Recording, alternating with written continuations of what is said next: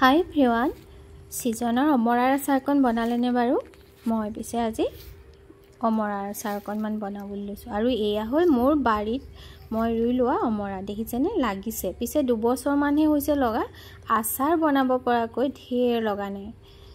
মাজে মাজে খাব পৰা হৈছে অকণমান হাইব্ৰিড টাইপৰ কিন্তু অমৰাই হয় আৰু কি সোৱাদ হয় দেই মিঠা একেবাৰে আৰু এয়া মই বজাৰৰ পৰা অমৰা লৈ আহিছিলোঁ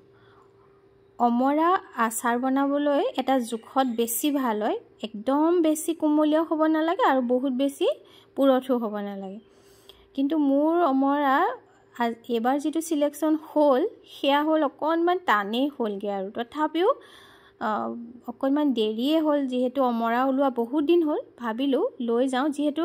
অমৰাৰ ভিতৰৰ যিখিনি মানে জাবৰ নিচিনা আচাৰত ডুবাই দিলে চুপি খাবলৈ বহুত টেষ্ট হয় মছলা যেতিয়া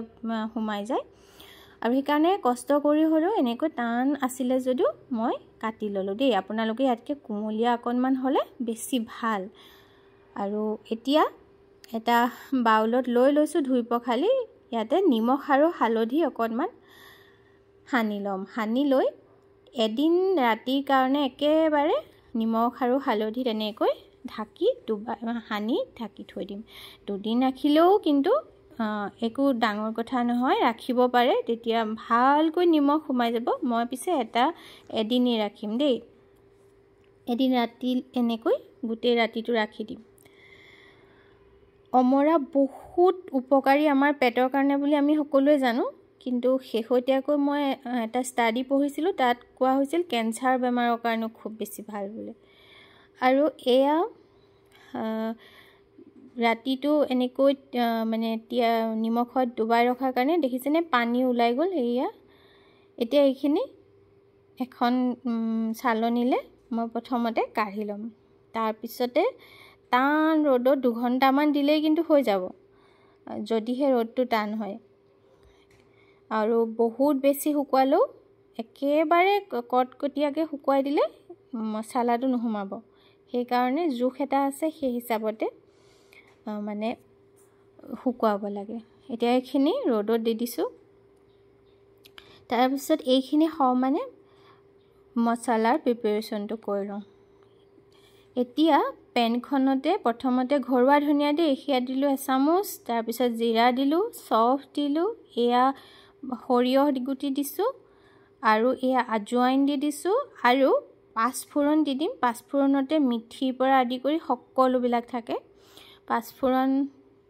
এচামুচে হ'ব সৰু চামুচে দুবাৰ দিছো আৰু শুকান জলকীয়া 3টা দিছো দি এইখিনি অকণমান ফুটু হোৱাকৈ ভাজি লম বহুত বেছি ভাজিব নালাগে তাৰ যেটো মছলাৰ অৰমাটো একেবাৰে নাইকিয়া হৈ যাব পুৰি গলে এতিয়া সেইখিনি কাঢ়ি লোৱাৰ পিছত পেনখনতে মাষ্টাৰ্ড অইল মানে সৰিয়হৰ তেল এনে হেতাখনেৰে 3 হেতামান দি দিছো পিছত এনেও কেঁচা মিঠাতেল এড কৰিবই লাগিব এতিয়া যেহেতু মানে অমৰাখিনি জাস্ট হানি লবৰ কাৰণে অলপ গৰম কৰি ললো আৰু এইফালে এই মছলাখিনি ক্ৰাছ কৰি ললো বহুত মিহিকৈ কিন্তু মানে পিছা নাই দেই তেতিয়াহে ভাল লাগে আচাৰত যেতিয়া মুখত দিও মছলাৰ অকণমান যদি ভাব লাগে তেতিয়াহে ভাল লাগে চুবাব পৰাকৈ নহয়নে আৰু এইখিনি চাওক ৰ'দৰ পৰা লৈ আহিছো দেই এনেকুৱা জুখত শুকুৱাব লাগে বহুত বেছি কণকণীয়া শুকুৱালে মছলাটো নুহুমাব আৰু এনেকৈ যিখিনি মছলা মই বটি লৈছিলো গোটেইখিনিয়ে প্ৰায় দি দিম কিন্তু প্ৰথমতে অলপ দি ললো দি লোৱাৰ পিছত এতিয়া এয়া দি দিছো গুৰ ডাঙৰ চামুচেৰে এচামুচ মান হ'ব আৰু এয়া হ'ল কলা নিমখ দি দিছো আৰু অকণমান নৰমেল নিমখো দিছো বহুত বেছি দিব নালাগে যেহেতু নিমখত ডুবাই ৰখা হৈছিল আৰু এতিয়া গৰম তেল ইয়াতে দি দিছো আৰু খুব ধুনিয়াকৈ এতিয়া হানি লম কিন্তু আৰু এটা বস্তু দিবলৈ আছে বাৰু ইয়াতে দেই প্ৰথমতে এইখিনি হানি লওঁ আৰু যদি আপোনালোকৰ ভাব হয় যে হালধি অকণমান কম হৈছে তেতিয়া আৰু অকণমান হালধি এড কৰিব পাৰে কিন্তু অলপ দিনৰ পিছত এনেও অমৰা কালাৰ এটা হৈ আহে এই গ্ৰীন কালাৰটো নাথাকেগে আৰু মানে তাৰ পিছত অলপ মছলা যে ৰাখিছিলো সেইখিনি দি দিলো কেতিয়াবা কি হয় অকণমান বেছিও হৈ যায় কোৱান্টিটিটো মছলা সেইকাৰণে প্ৰথমতে সেইখিনি গোটেইখিনি দিব নালাগে, যিহেতু আমি ইমান একুৰেট জোখ কৰিটো মছলাখিনি নলওঁ নহয়নে। আৰু এয়া ভিনেগাৰ দি দিছোঁ। ভিনেগাৰটো এই কাৰণে এসেনশিয়েল, বাৰিষাৰ সময়ত আমি যি আচাৰেই নবনাওঁ খুব সহজতে ফাংগাছ লাগি যোৱাৰ ভয় থাকে। ভেঁকুৰটো খুব সহজতে হৈ যায় আৰু অমৰাত বহুত সোনকালে ভেঁকুৰে ধৰে, আৰু সেইকাৰণে ভিনেগাৰ দিয়াটো একেবাৰে এসেনশিয়েল হয়। আৰু এইখিনি হৈ গ'ল। এতিয়া মই কাছৰ এটা বৈয়াম শুকুৱাই লৈছোঁ। সাধাৰণতে আচাৰ সদায় কাছৰ বৈয়ামত মানে ৰাখিব লাগে আৰু কেতিয়াও হাতেৰে চুব নালাগে। এয়া এতিয়া মই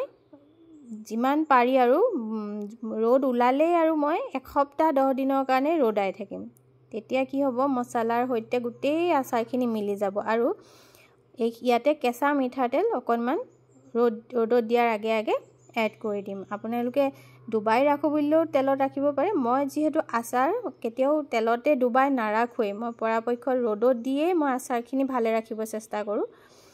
আৰু মোৰ প্ৰতিটো ভিডিঅ' ইয়াত মোৰ চেনেলটোত থকা আপোনালোকে গম পাব, মই আচাৰ কেতিয়াও একেবাৰে তেলত ডুবাই নাৰাখোঁ। খুব কিন্তু খাবলৈ সোৱাদ হয়। যিসকলে খায় মোৰ আচাৰ তেখেতসকলে কিন্তু কয় তেলত নুডুবোৱাকৈ খুব ধুনীয়া টেষ্ট হৈছে দেখোন বুলি কয়। আৰু আশা কৰোঁ আপোনালোকৰ ভাল লাগিব। আৰু যদি ভাল লাগে চেনেলটো ছাবস্ক্ৰাইব কৰি ল'বলৈ নাপাহৰিব দেই। আজিলৈ আহোঁ, বহুত ধন্যবাদ।